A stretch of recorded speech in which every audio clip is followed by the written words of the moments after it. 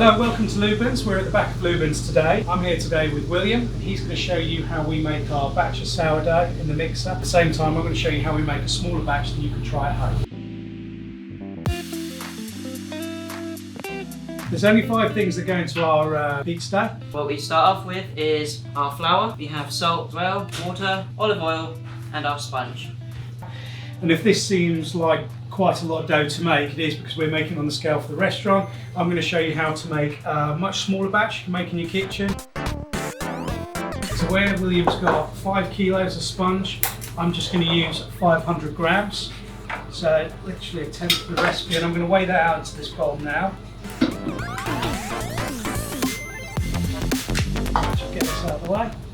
Again, where William's going to use 7 kilos of flour, we're going to take this down to 700 grams. So we start this, the flour that we use for this is BELOW flour. You're going to use pieces, so it's super fine flour. As you see, you get a little bit different from baking flour. And I'm just going to literally pour half of the mix in here. And start stirring this in with a spoon to take the stickiness out of the sponge that we've made. So now I've dried out my sponge a little bit, I'm going to add some of my water, roughly about half.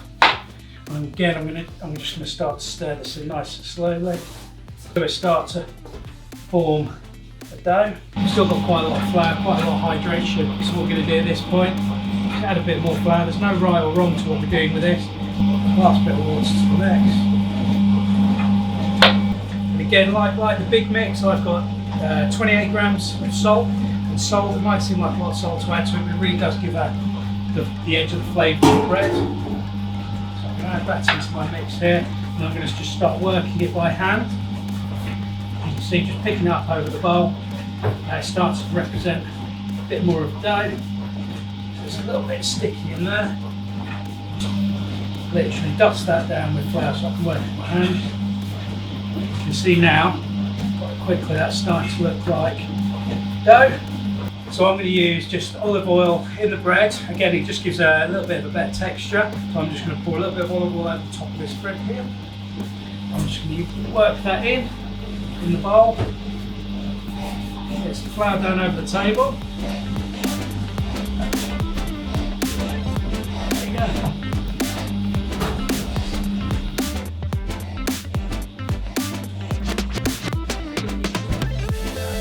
What we're doing now, we're just relaxing the gluten, mixing the bread one way, turning it 90 degrees, mixing it the same way.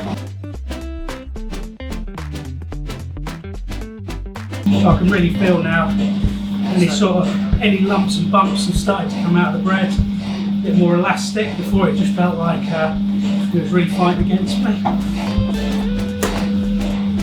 There you go. You can see it's got a little bit of stretch to it. The yeast in there start to work, start to prove up before we decide to cut it and tuck it. What I made earlier. You can see this has had a bit of chance to prove. There's a bit of life in that, you can feel the texture. We're going to cut a bit off this, and William here is going to show you how to puck this up into pizza puck. And we're going to leave this out now just to prove for a little bit. This process takes around about an hour, half an hour, depending on the temperature of the room, and then we're going to put that dough away to prove, because again we want another 12 hours in the fridge for that to become a pizza puck. So how big the pucks we usually make, Will? 270 grams. Yeah, well that's a good sized pizza. We'll give you the crust. Again, we'll show you in another video how we make the Neapolitan pizzas and all the characteristics. So I'm now going to turn this into a pizza puck.